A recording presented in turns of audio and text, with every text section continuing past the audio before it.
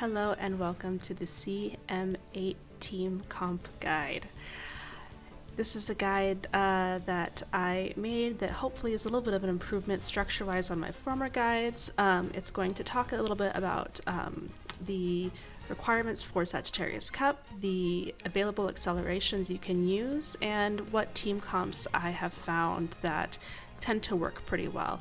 I'm not going to recommend specific UMAs, I'm not going to talk about specific builds, I'm going to talk about position-based compositions that you can use to try to make sure that you have a monopoly on the accelerations available within the room that you're in.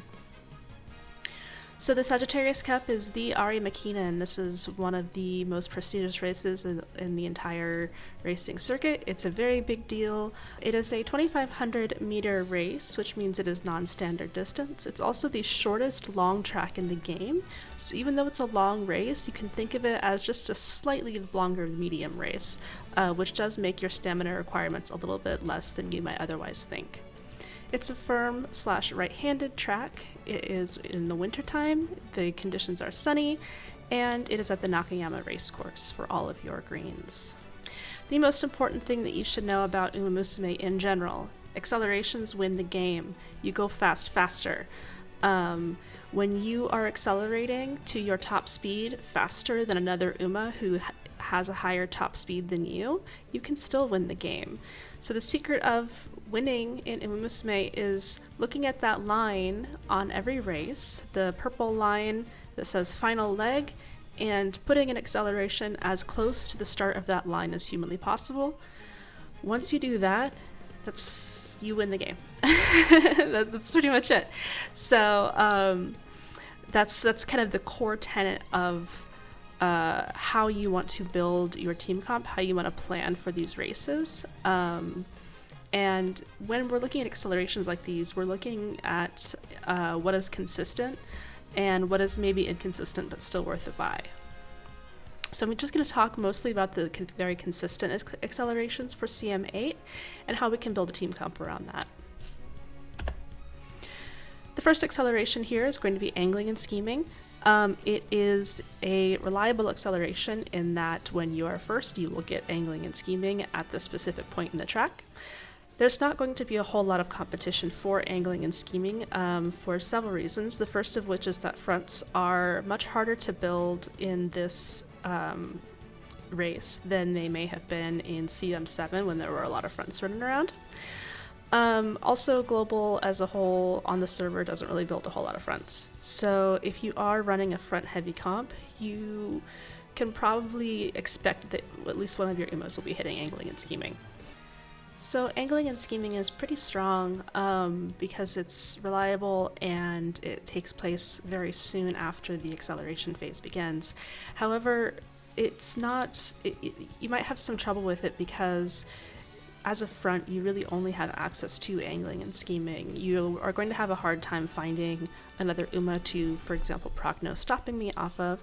In addition, you are competing against lates and ends that will have access to more accelerations than you and can stack those accelerations in order to accelerate more and faster. This makes front a strategy that can win because angling and scheming is in such a good space on the track, but it's more difficult and you are facing kind of an uphill battle. Also, Suzuka exists. People may be running her as a blocker, but also Suzuka exists and you can try to run her as a chariot comp to your angling and scheming. I don't really recommend trying to run an ace Suzuka for CM8. Because unrestrained, which was the acceleration that she used in CM7, does not work on this track, I believe that Suzuka will have a very difficult time converting angling and scheming into a win condition. So now we're going to talk about Straightaway Spurt. Straightaway Spurt is pretty much the opposite end of angling and scheming. Only end closers have access to it. It is extremely reliable. It is no effort to proc it. You literally just have to be an end closer on this spot in the track and then pass your wit check.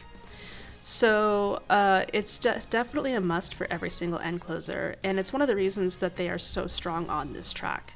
This skill is basically going to give them a guaranteed acceleration that they can then use to chain into other accelerations in the game.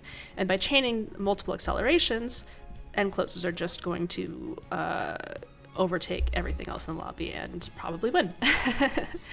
The only caveat to Straightaway Spurt is that it's a little bit tricky sometimes to get onto a non-Taishin Uma. Taishin does get it for free, but like an Uma like Gold Ship or Hishi Amazon would have to either inherit it or run a card that gives it, or you get it in a Unity Explosion.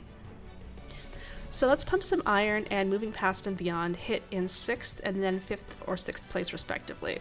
So these are accelerations that late surgers and end closers both technically have access to, but end closers have a little bit more of a monopoly on it. And the reason for this is that if you're running a late surger in a lobby that has 4 end closers, your end closers are going to be in the 9th, 8th, 7th, and 6th position. That means that your late surger is effectively locked out of 6th position and can't hit Let's Pump Some Iron. This is a self-compounding issue, so the more ends that people run, the fewer lates will get to accelerate. And then the more ends people run, the more other people are encouraged to run ends so that they don't lose access to these accelerations. So it's kind of a self-perpetuating issue that effectively pushes lates out of the meta. However, I do think that you can make lates work. You just have to be a little bit more conscientious of your team comp and not ever run lates with an end. Because if you're running your late and you're running an end, you're compounding that issue of pushing your own late outside of the acceleration phase.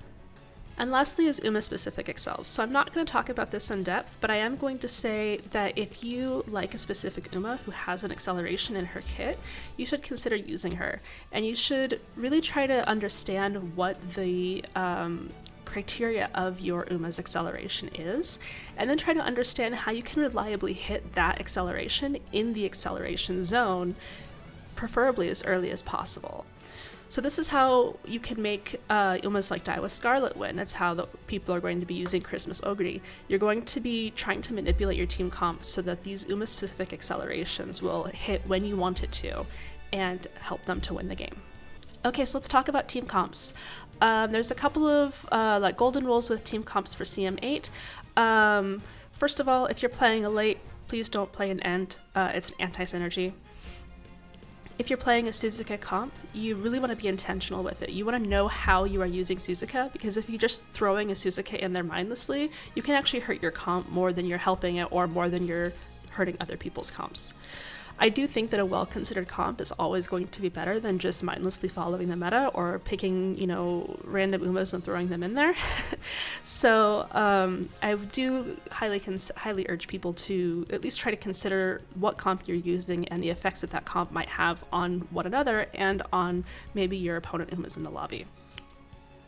As a PSA, No Stopping Me is really strong. You should absolutely use it if you are in the correct position to. End closer, there's no reason not to take it. Late surger, you should probably take it, especially if you're running like a late surger with a couple Umas in front of them.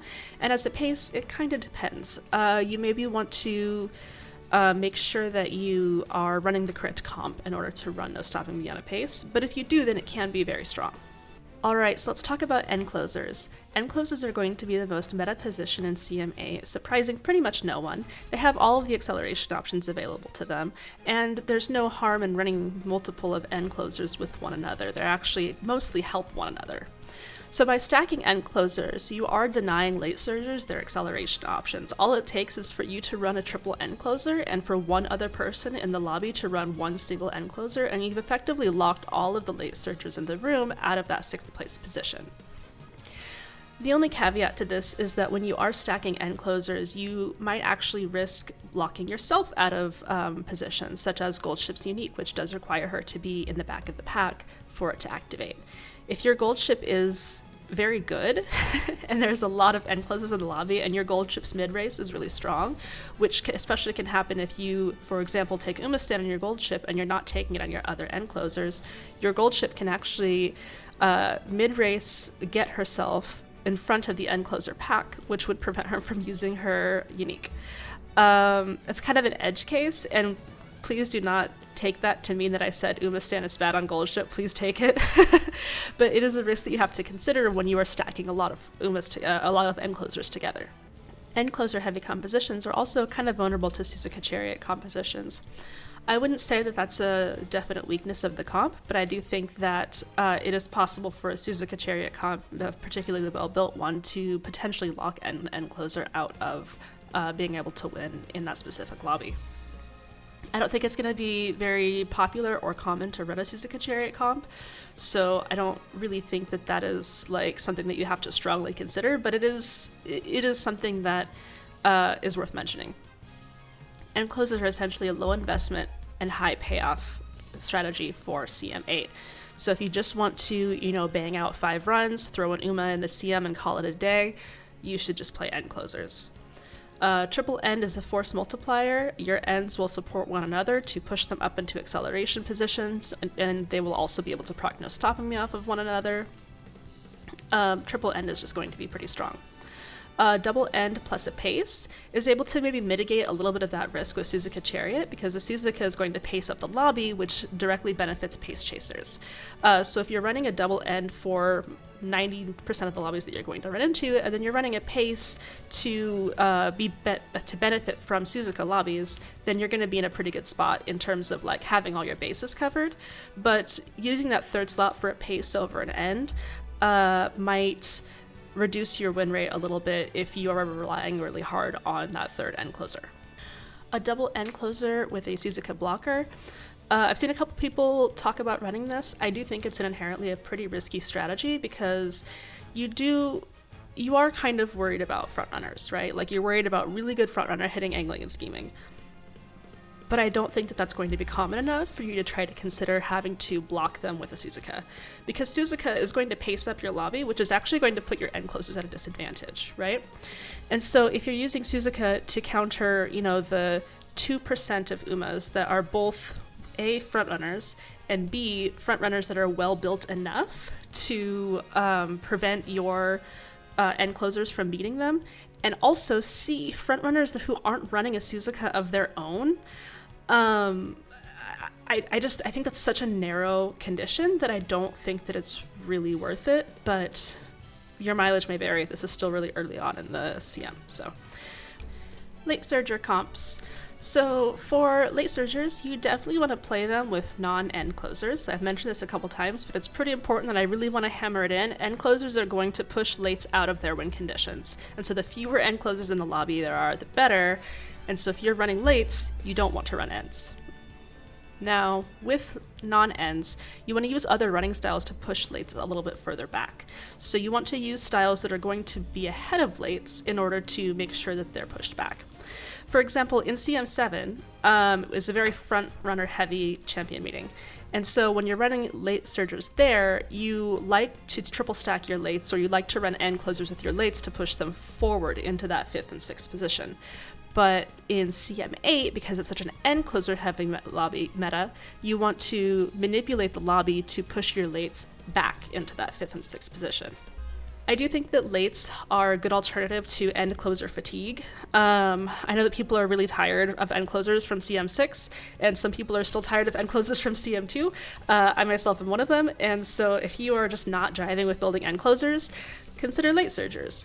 I do actually think that they can be very good if played in the correct team comp. I would discourage a triple late team comp because it's unlikely that they will all hit, which means that you're going to be relying more on whichever Uma hits, and it's going to be harder to control which Uma hits if you're running triple late, because that could be the one in the front, it could be the one in the back. You're trying to, if you are hedging all of your bets on one Uma, you want to know which Uma you're hedging your bets on, right?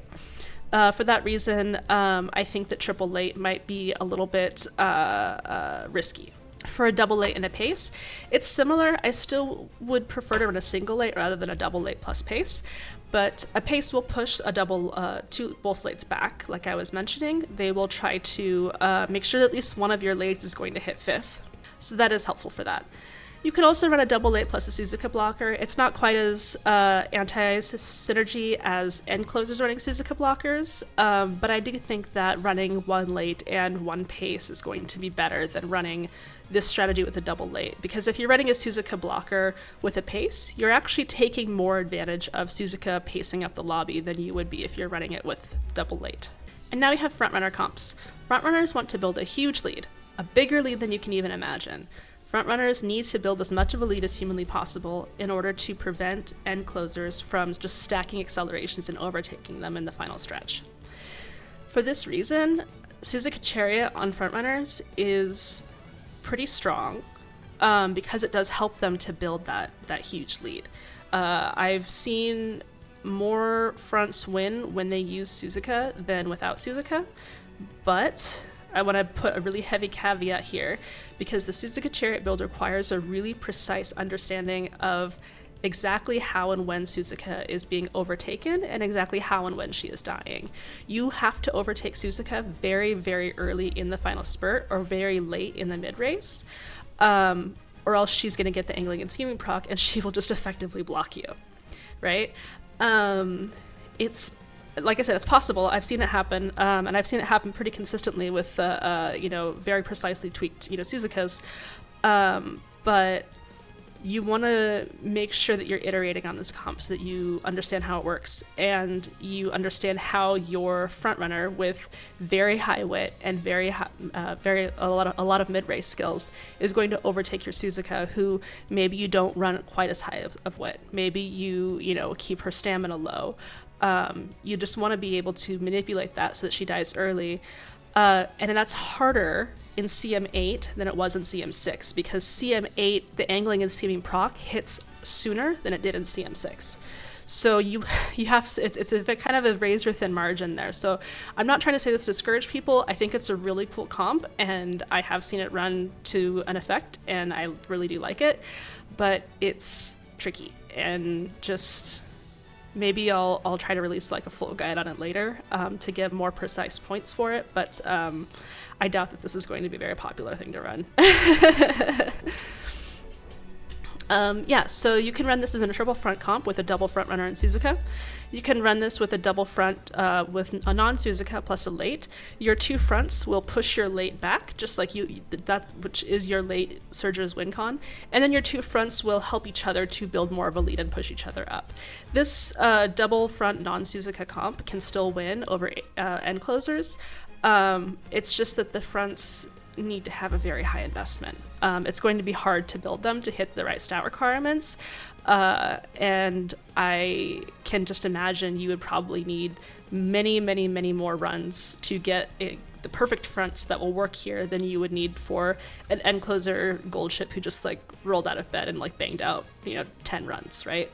So it's a little bit of a frustrating disparity, but if you love it, if you want to do it, I do think that it can win. And now we get to pace-focused comps. So pace chasers in this CM don't have any reliable general accelerations. They can try to go for a lucky pace and hit angling and scheming, kind of like they did in CM6, but the fact that angling and scheme is actually good means that maybe more people might be running fronts, which would just completely turn off that strategy. Otherwise, there's not a lot. So for pace, you want to be able to focus on pace chasers that have unique Accels. That would be the best if you want your pace chaser to survive, or to have a chance, I should say.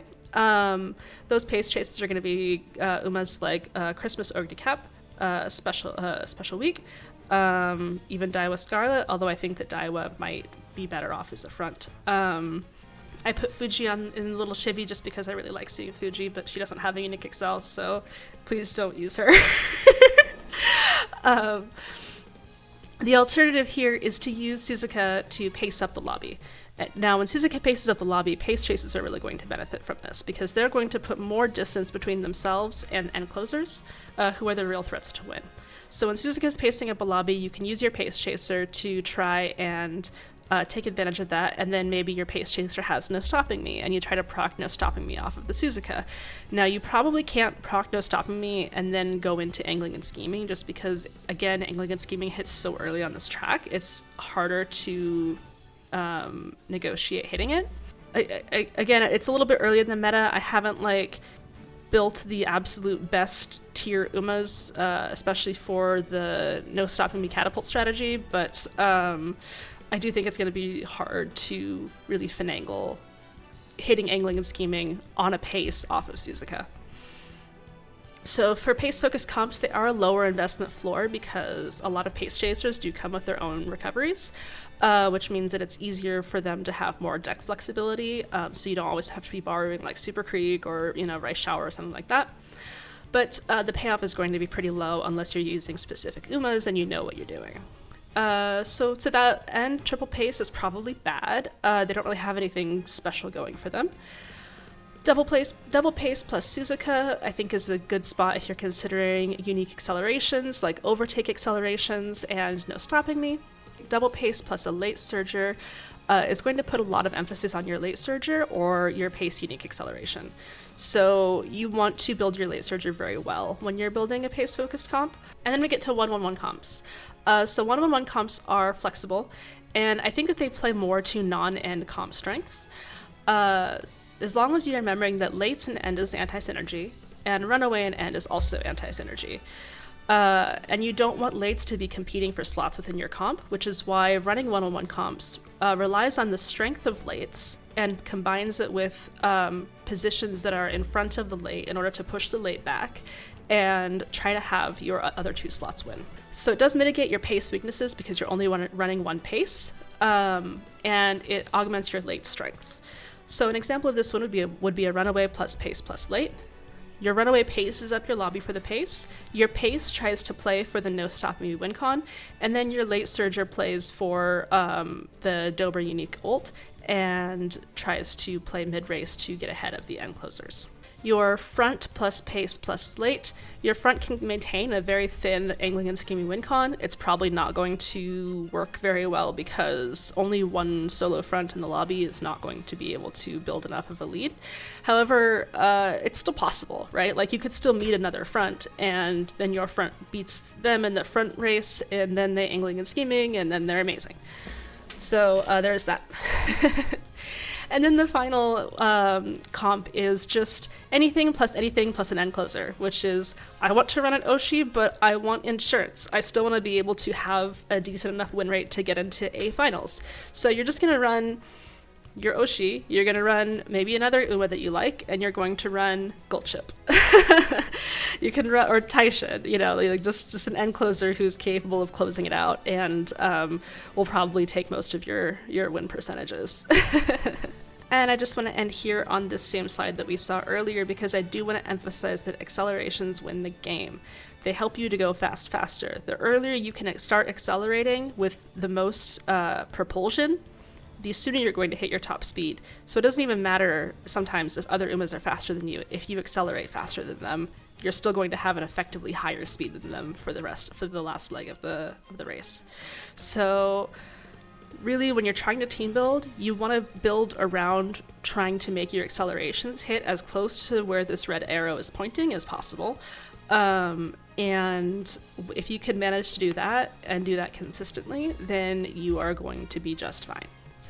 Thanks again for watching, everyone. I hope that this was helpful. I hope that it wasn't too overwhelming, and hopefully my slideshow here was a little bit more of a level up in terms of presentation than my older videos. But let me know if you prefer my older, more rambly in-game videos and MS Paint diagrams, or if this feels a little bit better, because I'm still improving. I'm trying to get better every video, and I really appreciate all the watching. Thank you so much. Bye-bye. I mentioned my cat in the last video, and somebody said that I had to pay the cat tax, and I love sharing pictures of my cat. So this is Siggy, and he is the light of my life, and I love him so much. So everybody please say hi, Siggy, and I'll give him lots of pets from you. Thank you!